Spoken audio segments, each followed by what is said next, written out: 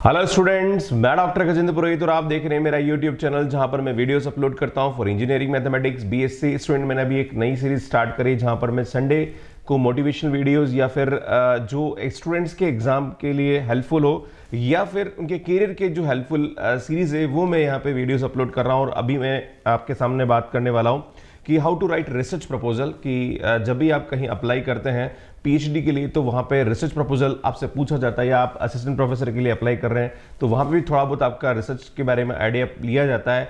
या फिर कभी आप आईआईटी से आप MSc plus PhD integrated program IIT से, एनआईटी से या किसी भी कॉलेज से करना चाहते हैं तो वहाँ पे भी आपको रिसर्च प्रपोजल के बारे में थोड़ा सा पूछा जाता है। तो स्टूडेंट इसको कैसे लिखते हैं और क्या स्टेप्स आपको फॉलो करनी चाहिए ये मैं आपके सामने बताने वाला हूँ। सो स्टूडेंट देखिए,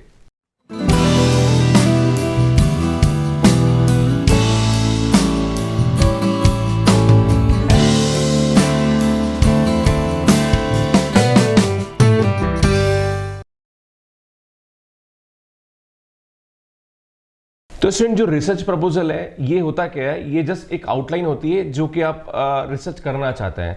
पर कहीं पे भी अगर आप पीएचडी के लिए आपने एंट्रेंस एग्जाम दिया, एंट्रेंस एग्जाम आपका क्लियर हो गया, इंटरव्यू दिया, इंटरव्यू भी क्लियर हो गया, कुछ यूनिवर्सिटी तो इंटरव्यू टाइम पे आपसे रिसर्च प्रपोजल मांगती है, कुछ यूनिवर्सिटीज जो है वो इंटरव्यू के बाद आपसे रिसर्च प्रपोजल मांगती है। तो स्टूडेंट आपको दो वीडियो मैंने ऑलरेडी अपलोड कर दिए हैं जो कि आप आईटी पे जाके देख सकते हैं कि कैसे आपको अपना इंटरव्यू की प्रिपरेशन करनी चाहिए, क्या आपके यहाँ पे ध्यान रखना चाहिए, वो मैंने सब बता रखा है। तो आप जाके मेरे वीडियोस देख सकते हैं। स्टूडेंट मैं आपको बताना चाहता हूँ कि रिसर्च प्रपोजल क्यों मांगा जाता है। तो अल्टीमेटली इसके पीछे जो उद्देश्य होता है वो यही होता है कि जो भी यूनिवर्सिटी से आप रिसर्च कर रहे हैं उनका ये उद्देश्य कि आपको थोड़ा सा उस फील्ड में आइडिया है या नहीं है, आप कुछ पढ़ के आए कि नहीं आए उस फील्ड के बारे में। तो जस्ट एक आउटलाइन आपसे मांगी जाती है। उसके लिए हर यूनिवर्सिटी में अपना एक फॉर्मेट होता है, आप उनकी वेबसाइट से फॉर्मेट ले सकते हैं। और मैं कुछ आपके सामने जो स्टैंडर्ड फॉर्मेट है वो मैं आपके सामने डिस्कस करूंगा, तो वो भी मैं आपको बताने वाला हूं कि क्या क्या पॉइंट्स आपको यहाँ पे रिसर्च प्रपोजल में इंक्लूड करने चाहिए। तो रिसर्च प्रपोजल के पीछे का जो उद्देश्य वो यही है कि जो आप रिसर्च करना चाहते हैं उसके बारे में आपके दिमाग में क्या आइडिया है, यही ऑलमोस्ट रिसर्च प्रपोजल का ऑब्जेक्टिव होता है। सो सेकंड पॉइंट यहाँ पे ये होता है कि what should I include in the research proposal. तो नॉर्मली हर यूनिवर्सिटी का अपना एक फॉर्मेट होता है, तो आप उनकी वेबसाइट पे विजिट कर लीजिए और उनकी वेबसाइट से विजिट करके आप अपना उनका रिसर्च प्रपोजल आप डाउनलोड करके जो जो पॉइंट्स आपसे पूछे गए वो आप वहां पे फिल कर दीजिए। A clear statement about what you want to work on and why it is important and interesting. Student ये जो पॉइंट है बड़ा इंपॉर्टेंट, क्योंकि जो भी आप रिसर्च प्रपोजल दे रहे हैं उसकी जो जान होती है वो ये वाला पॉइंट होता है, क्योंकि इसके अंदर जो पूछा जाता है कि what your main research objective, मतलब आपका ऑब्जेक्टिव क्या है, आप करना क्या चाहते हैं। सेकेंड पॉइंट ये होता है कि what difference do you think your research will make, कि आपका जो रिसर्च जो आप करेंगे वो किस तरह से इस फील्ड में डिफरेंस क्रिएट कर सकता है, और वो क्या ऐसा इसमें आप करना चाहते हैं जिससे कि आपको ये अंदर से फीलिंग आ रही है कि हाँ मैं इसके अंदर ये टॉपिक अच्छा कर सकता हूं या मैं इस फार्मूले को नए तरीके से रिप्रेजेंट कर सकता हूं।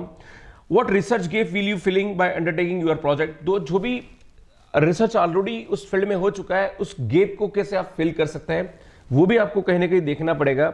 How might your research add value to the subject, और आपका जो रिसर्च है वो सब्जेक्ट में क्या वैल्यू एड कर सकता है ये भी आपको देखना पड़ेगा। Is your research achievable in time allocated. Student ऐसा भी टॉपिक आपको लेना चाहिए जो कि इस टाइम स्पान में ही आप उसका कंप्लीट कर पाए। कोई ऐसा टॉपिक ना ले लेगी जिसके लिए आपको सालों लग जाए और आपका पीएचडी कंप्लीट ना हो पाए। तो ये बड़ा इंपॉर्टेंट चीज होता है। सो नॉर्मली यहाँ पे जो रिसर्च प्रपोजल में पूछा जाता है वो ये होता है कि clear working title for your research project. जो भी आप करना चाहते हैं, लाइक रिसर्च करना चाहते हैं या प्रोजेक्ट में करना चाहते हैं या जो भी आपके भविष्य में आपके ऑब्जेक्टिव है उसको आपको एक टाइटल आपका क्लियर होना चाहिए।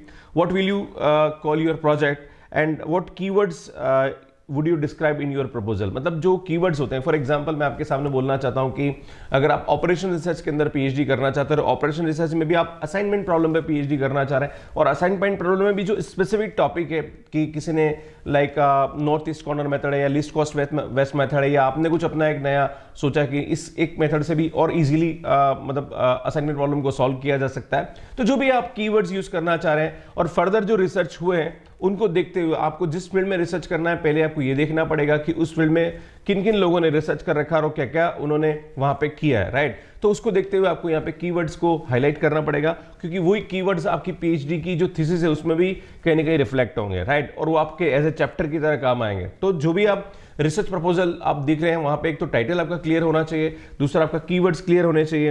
एक और पॉइंट होता a clear statement about what you want to work and why it is important, interesting, relevant and realistic. तो जिस फील्ड में भी आप पीएचडी करना चाह रहे हैं या रिसर्च करना चाह रहे हैं, तो वो फील्ड में आपको ये ध्यान रखना चाहिए कि जो आपका स्टेटमेंट है प्रपोजल का वो एकदम क्लियर होना चाहिए।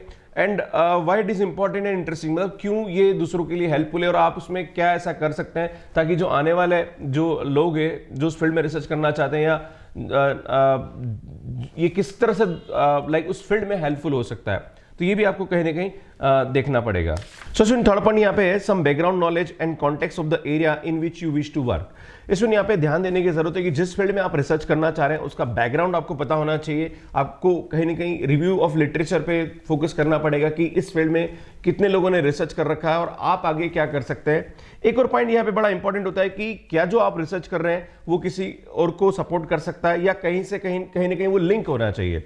थर्ड ये पॉइंट है कि जिस फील्ड में आप रिसर्च करना चाह रहे हैं वहां पे जैसे मान लीजिए आप किसी यूनिवर्सिटी में गए और वहां पे आप अपना सिनॉप्सिस प्रेजेंट कर रहे हैं, तो वहां पे आपको ये देखना पड़ेगा कि जो प्रोफेसर्स अवेलेबल है उनका रिसर्च उस फील्ड से है या नहीं है, वो कहीं ना कहीं वो लिंक कर रहा है कि नहीं कर रहा, राइट। पता पड़ा आपने ऐसा कोई टॉपिक दे दिया, रिसर्च प्रपोजल दे दिया जो वहां पे जो प्रोफेसर्स हैं उनको वो लाइक उनके फील्ड का नहीं है, तो कहीं ना कहीं वो आपके लिए प्रॉब्लम कर सकता है। तो आपको ये देखना जरूरी है कि वो कहीं ना कहीं लिंक कर रहा है कि नहीं कर रहा, राइट। तो ये ध्यान देने की जरूरत है। अब नॉर्मली जो यहाँ पे रिसर्च प्रपोजल होता है उसमें क्या क्या पॉइंट्स इंक्लूड करने चाहिए, अल्टीमेटली इसको सिनॉप्सिस वर्ड भी बोला जाता है। फर्स्ट तो यहाँ पे टाइटल एकदम आपका क्लियर होना चाहिए। Your title should be clearly indicate what your propose research work is about, right. Third point ये है कि propose mode of the research, मतलब आपको यहाँ पे अपना दिखाना पड़ेगा कि आपका जो रिसर्च है वो किस मोड में रहेगा।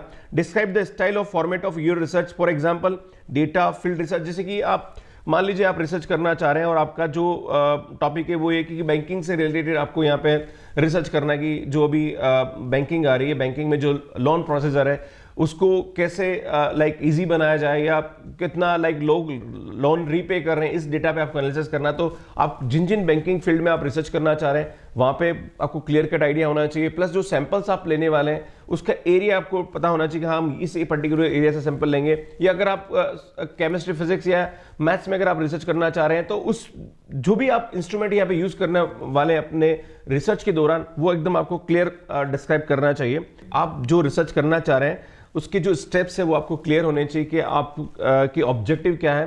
फॉर एग्जांपल अगर आपको ए पॉइंट करना है, उसके बाद बी पॉइंट करना है, उसके बाद सी पॉइंट करना है, तो उसका जो ऑर्डर है वो एकदम क्लियर होना चाहिए।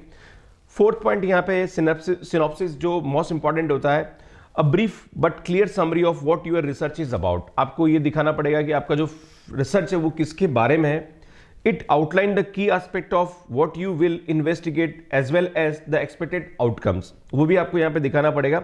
सो कहीं ना कहीं आपको ये देखने की जरूरत है कि would you they know about research is about, मतलब अल्टीमेटली आपको सामने वाले को ये दिखाना है कि जो आप रिसर्च करना चाहते हैं उसके बारे में एक आउटलाइन आप दे पाए कि हाँ ठीक है मेरे को ये फील्ड में रिसर्च करना है, प्लस मैं ये कीवर्ड्स पे काम करने वाला हूँ और अभी तक इस पे ये काम हो चुका है। फिफ्थ पॉइंट यहाँ पे background and introduction and review of literature. तो यही मैं बताना चाह रहा हूँ कि जो बैकग्राउंड है and introduction and review of literature का मतलब यही होता है कि जो भी फील्ड में आप रिसर्च करना चाह रहे हैं उसके बारे में जो आइडिया है, मतलब किन किन लोगों ने उस पर रिसर्च किया है, अभी तक कहाँ हो चुका है, प्लस आपने यहाँ पे आप अपना नया क्या कर सकते हो। तो कहीं आप कहने कहीं आपने लिखा ही है यहाँ पे, बिकॉज सिनॉप्सिस में आप ये चीज लिखेंगे कि आप क्या करने वाले हैं, बट उसके बारे में आपका जो बैकग्राउंड है वो बड़ा इंपॉर्टेंट है कि आपने उस फील्ड में कितना पढ़ा है और क्या क्या आपने समझा है, क्योंकि सिनॉप्सिस रिप्रेजेंट करते हुए ये थोड़ा सा आपको आइडिया होना चाहिए। और अगर इसके बारे में कोई भी अगर आपको लाइक लिखते वक्त कोई प्रॉब्लम आ रही तो आप अपने जो प्रोफेसर्स हैं, जो यूनिवर्सिटी के प्रोफेसर्स हैं, उनसे आप डिस्कस कर सकते हैं कि सर मैंने ये लिखा है, तो मे बी कि उनको ज़्यादा एक्सपीरियंस है वो आपको हेल्प कर पाए। और कुछ वेबसाइट्स भी हैं जहाँ पर आपके लिए बहुत ही हेल्पफुल कंटेंट अपलोडेड है, तो आप वहाँ से भी इन चीज़ों के बारे में इंफॉर्मेशन ले सकते हैं। इसमें नेक्स्ट जो है हमारा वो है प्रपोज्ड मेथोडोलॉजी, की जो भी आप रिसर्च करेंगे उसकी मेथोडोलॉजी क्या रहेगी। इसमें मेथोडोलॉजी बड़ी इंपॉर्टेंट है, क्योंकि कहीं ना कहीं आप जो भी लाइक प्रैक्टिकल सब्जेक्ट है तो आप क्या क्या इंस्ट्रूमेंट यूज करने वाले हैं, क्या आप लाइक मेथड्स यूज करने वाले हैं? इवन मैथमेटिक्स में इतना ज्यादा नहीं होता है, बट जो प्रैक्टिकल सब्जेक्ट्स होते हैं या मैनेजमेंट के सब्जेक्ट होते हैं वहां पे बड़े इंपॉर्टेंट होते हैं, right? Provide an overview of methodology and technique will you use to conduct your research, right? which material and equipment you will use, which theoretical framework will you draw on. So this is the points कि आपको ये ध्यान रखना होगा. इसमें work plan, आपको एक work plan देना पड़ेगा कि work plan indicate the practicability of the completion within the time frame. Student आपको दिखाना पड़ेगा यहाँ पे कि जो भी आप रिसर्च करना चाह रहे हैं वो कितने टाइम फ्रेम में आप कर सकते हैं. कहीं ना कहीं आपको वो दिखाना पड़ेगा, एक वर्क प्लान दिखाना पड़ेगा, राइट? एंड लास्ट में होता है बिब्लियोग्राफी की. जो भी आप यहाँ पे रिसर्च करना चाहते हैं उसके लिए जो रेफरेंसेस आप यूज करने वाले हैं कि जिन लोगों ने रिसर्च किया है तो उनके रेफरेंसेस आपको क्लियर होने चाहिए कि हाँ मैं इन बंदे का रिसर्च पेपर मैंने पढ़ा और इसका ये यूज यहाँ हो रहा है, या उनका मैंने पढ़ा है उनका यूज यहाँ पे मैं लेने वाला हूँ. तो बिब्लियोग्राफी जो होती है वो बड़ी इंपॉर्टेंट होती है. उसका एक पूरा फॉर्मेट होता है जो मेरे अपकमिंग वीडियोज है वो मैं बताऊंगा वहाँ पे कि कैसे आपको इसको लिखना चाहिए. अब इसमें मैं आपको बताना चाहूंगा कि फाइनल चेकलिस्ट जब भी आप अपना सिनॉप्सिस सबमिट करें तो वहां पे आपको क्या क्या ध्यान देना चाहिए. तो फर्स्ट है कि एवरी पेज जो होना चाहिए वो नंबर्ड होना चाहिए, क्योंकि होता क्या है कि आपने बहुत अच्छा सिनॉप्सिस प्रेजेंट कर दिया, बना दिया, आपके दिमाग में क्लियर कट आइडिया है, पर आपका जो प्रेजेंटेशन है वो बड़ा इंपॉर्टेंट है. अगर आपने स्पेलिंग मिस्टेक कर दी या आपके पेजेस नंबर प्रॉपर नहीं है, जो आपने, क्योंकि कुछ जो यूनिवर्सिटीज होती है उनका एक प्रॉपर फॉर्मेट होता है और प्रॉपर होता है कि भाई आपको वर्ड्स में इतने नंबर्स की यूज करना है, इतना आपको गिव देना है, जो भी उनका फॉर्मेट होता है उसको आपको यूज करना चाहिए. तो every pages should be numbered. Second, it's professional, interesting and informative होना चाहिए. Third point, the research proposal has been proof read by the both an experience in academician, right? तो कहीं ना कहीं आप प्रूफ रीड जरूर करवा दीजिए, चाहे आपके प्रोफेसर है उनको दिखा दीजिए कि सर मैंने बनाया, वो हो सकता है कहीं ना कहीं आपको correction they they. You have included a content page, है ना? तो कंटेंट पेज भी आपको इसके अंदर इंक्लूड करना चाहिए.